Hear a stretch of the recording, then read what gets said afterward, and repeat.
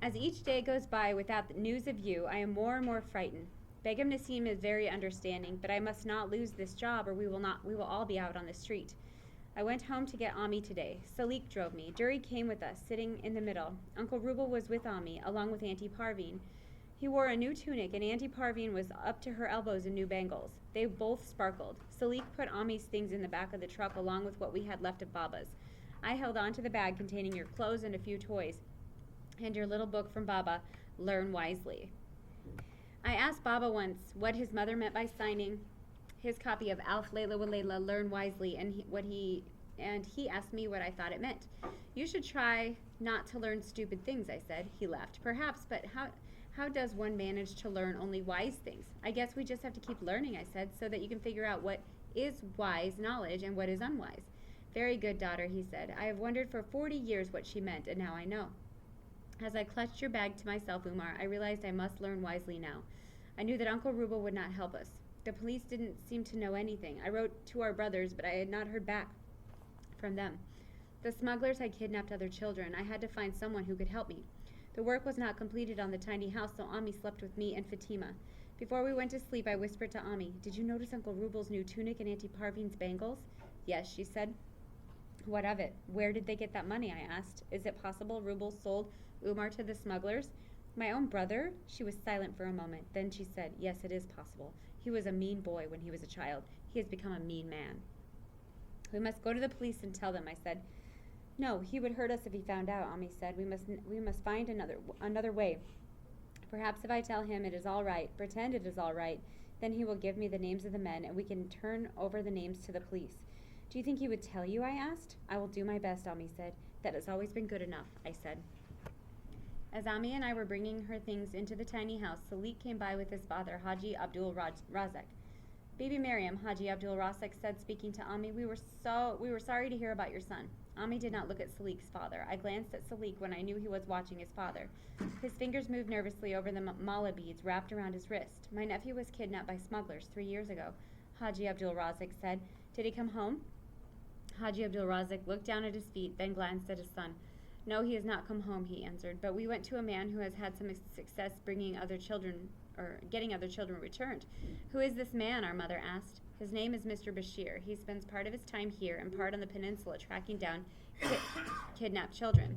"Would he come to see us?" Ami asked. "I could go to his office and inquire," Salik said, "on my day off." "That would be very kind," Ami said. Our mother and I went to see Uncle Rubel again. Auntie Parveen made us tea and even served samosas. They were greasy and had no flavor. The masala chai tasted like water. Auntie Parveen did not wear the new bangles. "I have decided what happened to Umar is the best thing," Ami said. "What could you mean?"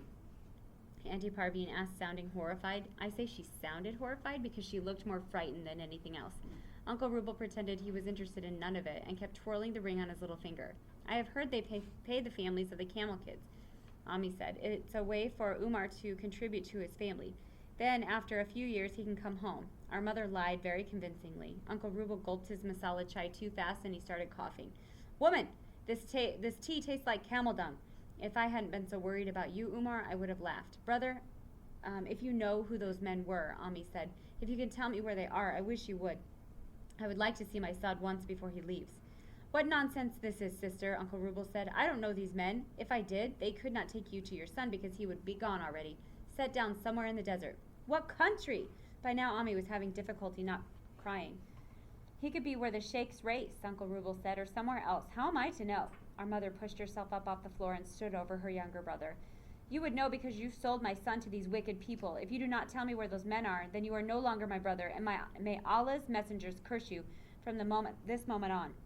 May they hunt you down and make your life as miserable as you have made my son's." Auntie Parveen gasped.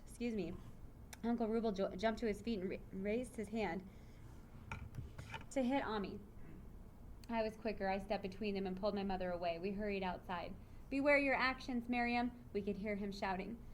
Salik stood beside the truck, waiting. When he saw us, he opened the passenger door, but our mother got in the back of the truck with the gardening equipment. "Ami," I said, "what are you doing? It's going to rain any moment."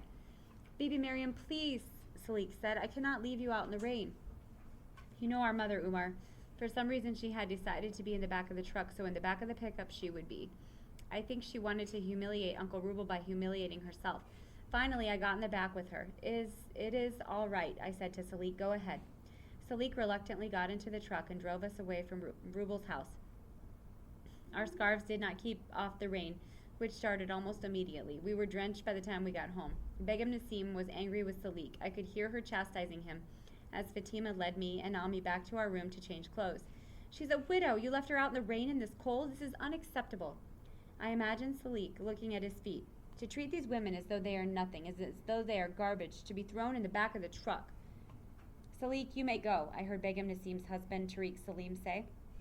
I will admit to you, Umar, I hung back so I could listen.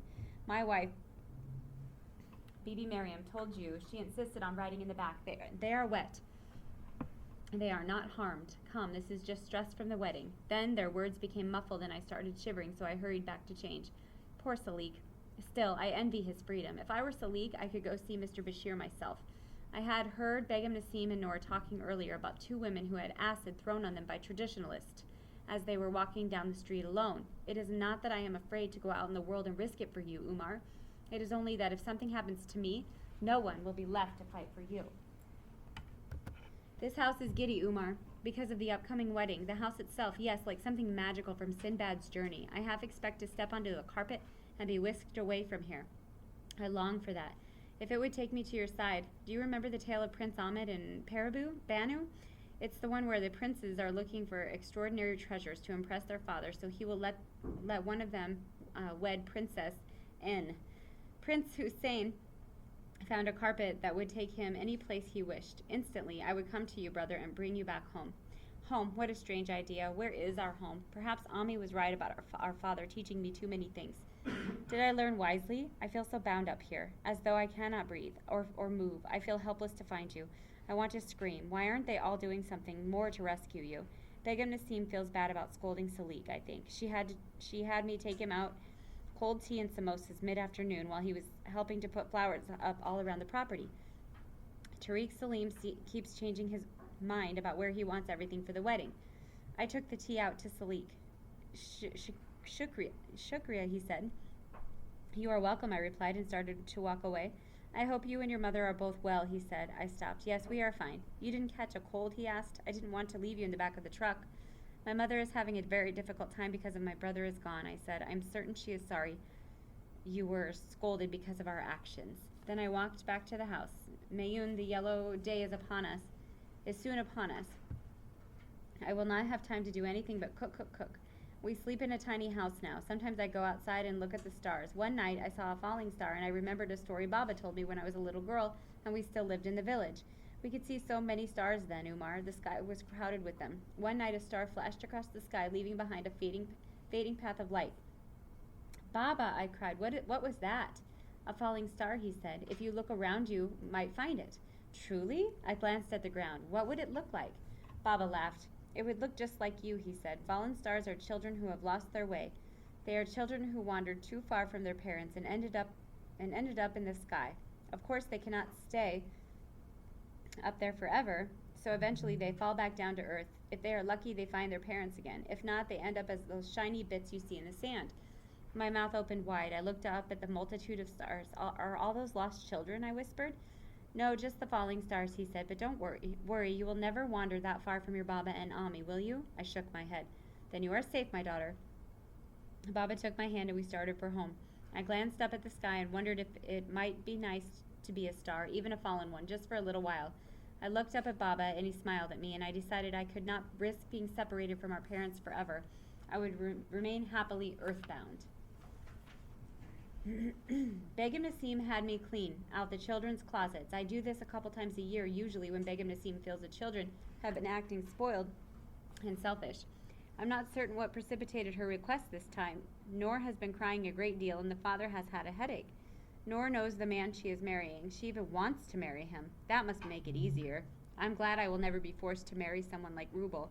We have so much to do in the house to prepare for the wedding feast, so I was surprised Begum Nasim wanted me to clean closets, but I did it. The children looked through what I picked out and did not put anything back. I stuffed the clothes into bags that I set out back to be taken to the poverty center later. Begum Nasim told me I could have whatever I wanted, so I took some of Duri's clothes for when you get bigger. 2 saris for Ami and a couple of scarves for me. It was quite a treasure, Umar. You will be excited to see it all, even if it will be years before you fit into them. Salik and his father came to tell us Mr. Bashir would visit the house tomorrow morning. Ami asked the men if they would like some masala chai. When they said yes, she served them as we sat on the mat on the ground outside the tiny house. It was a warm night that smelled of jasmine and cinnamon. The big house was all lit up. We could hear Noor and her sister and mother laughing. Every once in a while, we heard Tariq Salim's laughter, too. I'm sorry that there is not more to tell you about our visit with Bashir, Haji said. Our meeting was brief. We gave him the description of Umar you gave us, and we told him about your brother, Rubel, and where he lives. Bashir says before he comes here tomorrow he will visit Rubel. Mr. Bashir rescued several boys last month. We are very grateful for your help, Ami said. My father, this is very good masala chai, Salik said. His father nodded. Indeed it is. My mother knows how to buy the freshest spices, I said. She grinds them carefully, delicately, until they turn to dust out of love for her. Haji smiled. Our mother did not even scold me. She and I are both outcasts now, widow and wounded daughter. So we are freer in some ways than other people. There is not much more they could take from us, is there, now that you are gone, brother? My dear late wife made good tea too, Haji said. It is a useful skill to have. I could tell Salik's father liked our mother. He is no match for Baba, except he is here and Baba is dead. He seemed a kind man, but I wondered if he could read and write. Did he know any of the stories of the Arabian Nights? I could not think of a subtle way to ascertain this. Our mother said, my daughter fancies herself Shahrazad, but she is also a good cook. Oh, Haji said, and who is your king? I was glad it was dark because I could feel my face burn with embarrassment. I had known this man for many years. I was certain he knew about my scar. I do not care about the king, I said. It is Shahrazad herself who holds my interest. The king killed his wives one after another because he had been betrayed by one woman. He could not stand to be hurt again, so he would take a wife for one night, then kill her. That was extreme. We are all hurt again and again. He was a king. He should have known better. But he was only concerned about himself. Shahrazad wanted to save her community from this man, so she offered herself, not as a sacrifice. She knew she had the ability to save herself and the rest of the women in her community. She knew she could do that. And by telling a good story, Salik said. Yes, exactly, I said. Do you know Alf Layla wa Layla? Salik went to school, said his father. One of my teachers read to us from 1,000 Nights and One Night, Salik said. You are fortunate, Ami said. My older boys went to school for a time, but neither Nadira nor Umar went. Baba was the best teacher, I said, and Umar will come home and go to school. You have older sons, Haji asked. I did, Ami said in such a way that we all knew that the conversation was over. The men took their leave, and Ami and I went back into the tiny house. I was so excited about seeing Mr. Bashir. Maybe this man will find our Umar, Ami, I said. We will be a family again. Salik is a nice man, Ami said. He is looking for a wife. Is he? What business is that of ours? Ami shrugged as she rinsed out the teacups. You think because I have a scar and he has a limp that we should be satisfied with each other? I asked. You would speak to your mother this way? She asked. I immediately felt ashamed, Umar. We had never argued before, but I did not want to think about Salik or anyone else as my husband. I am sorry, Ami, I said. I am just tired. Don't you ever desire marriage and a family, she asked. I was very young when that possibility was taken away from me, I told her. I barely had time to want it before it was gone. It is only a scar, Ami said. You said nothing else happened. Even so, I said, I dream of going to school. I dream of learning. I do not dream of marriage or children. My brother Umar is the only child I will ever have in my life. I'm sorry, she said. Besides, I said, if I marry, I would want to leave this place. It is so much better than where we lived. I would have to leave this place. It is so much better than where we lived. It is so much better than anything a gardener or anyone else could do for me.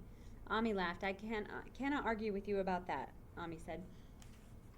An unmarried woman just seems unnatural. Like a widow, I said. Perhaps it is time you remarried then. Salik's father is a widower. Ugh, she crinkled her nose. He smells. I laughed. Like what? How did you get that close? Like milk. Spoiled milk. He's probably been drinking masala chai with evaporated milk, I said. You can just feed him better.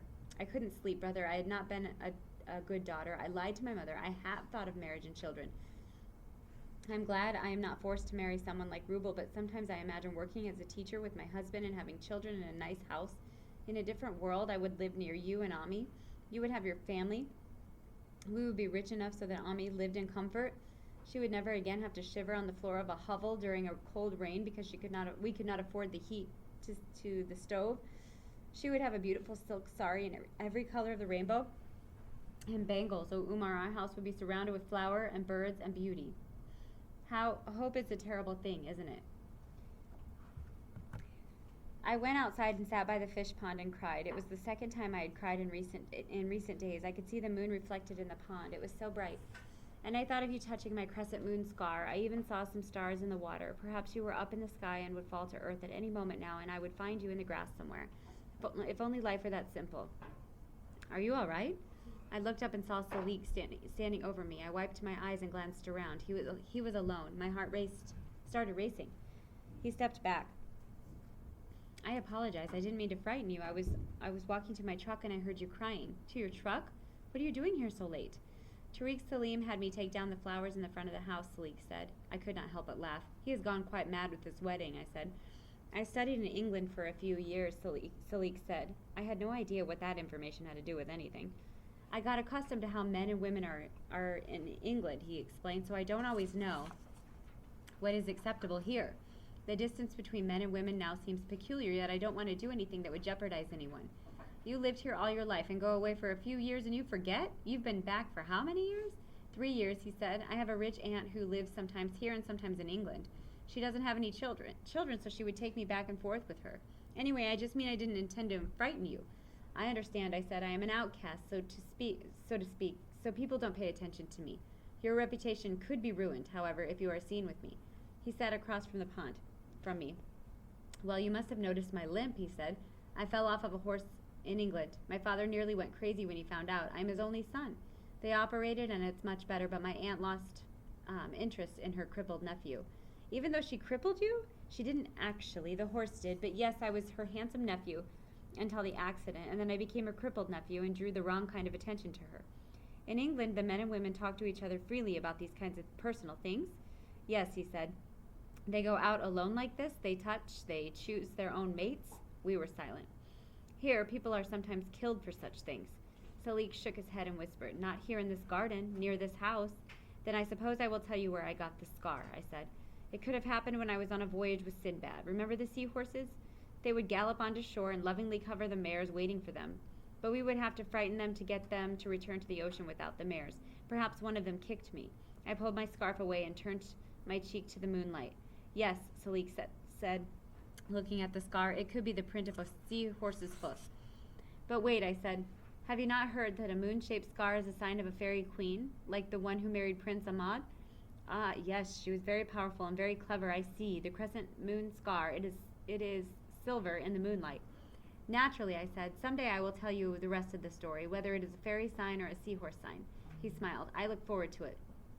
You are lucky you are not a woman, I said. I'm so frustrated because I can't do anything to help my brother. I wish I were a boy. I would go after him. How? I'm a man and I wouldn't know what to do. I didn't know what to do when my cousin disappeared. I don't know, I said, but I would figure something out if I were a man. If you are all right, Salik said, I will go home now. My father gets worried. I did not need rescuing, I said, but I thank you for your intended kindness, and I won't tell anyone about it. Nor will I, he said, and then he left me alone. I realized how silly it was to sit under the moon and cry. Somewhere you were sitting under the same moon, and I hoped you were not crying. Someone will find you soon, brother, soon, I promise.